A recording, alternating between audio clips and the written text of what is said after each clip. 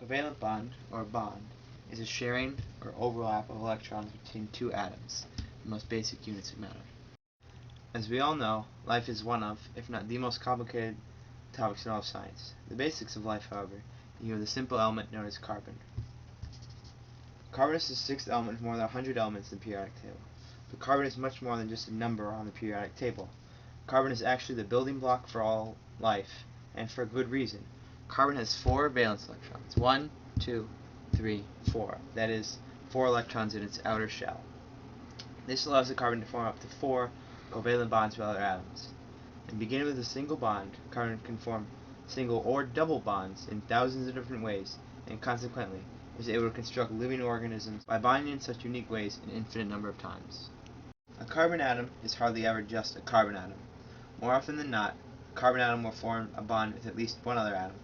For example, the starting point in organic chemistry, or the study of organic compounds, is methane. A carbon covalently bonded with 4 hydrogen atoms.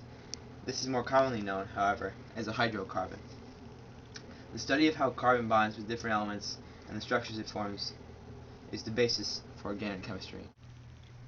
The first way to change the structure and function of a carbon-based molecule is to lengthen the hydrocarbon chain.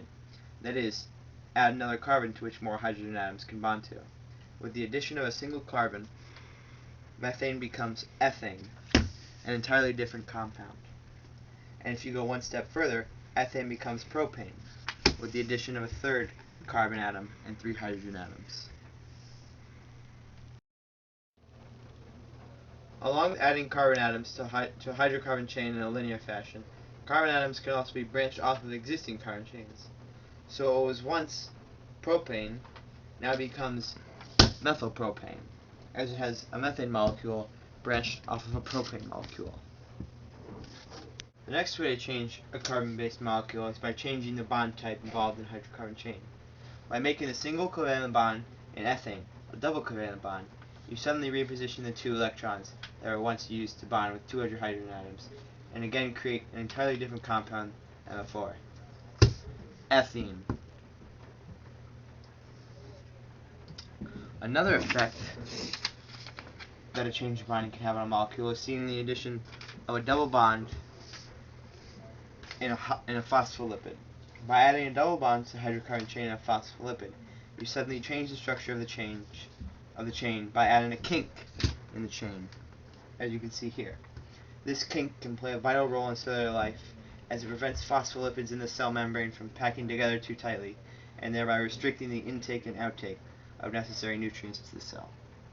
Having covered the number of bonds, types of bonds, and addition of carbon atoms, all as factors affecting the structure and function of carbon-based molecules, we can now talk about something called isomers. Isomers, by definition, are compounds with the same number of atoms of the same elements configured in different structures. For example, the compound hexane can either be straight, a hydrocarbon chain, or it can be a hydrocarbon with a branching methyl group right here, and this is called isohexane. This simple change in structure again changes the molecule structure, which is very obvious, but it also changes its function. Functional groups are a few specialized groups in organic chemistry that can be added on to pre-existing organic compounds. Functional groups, by definition, consist of modules directly involved in a chemical reaction. Functional groups consist of the amino, carbonyl, hydroxyl, phosphate, and sulfhydryl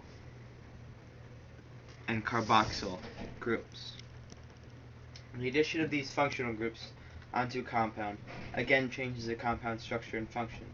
Take ethane, for instance, and add a hydroxyl group onto it, and suddenly it becomes ethanol, the alcohol found in most alcoholic beverages.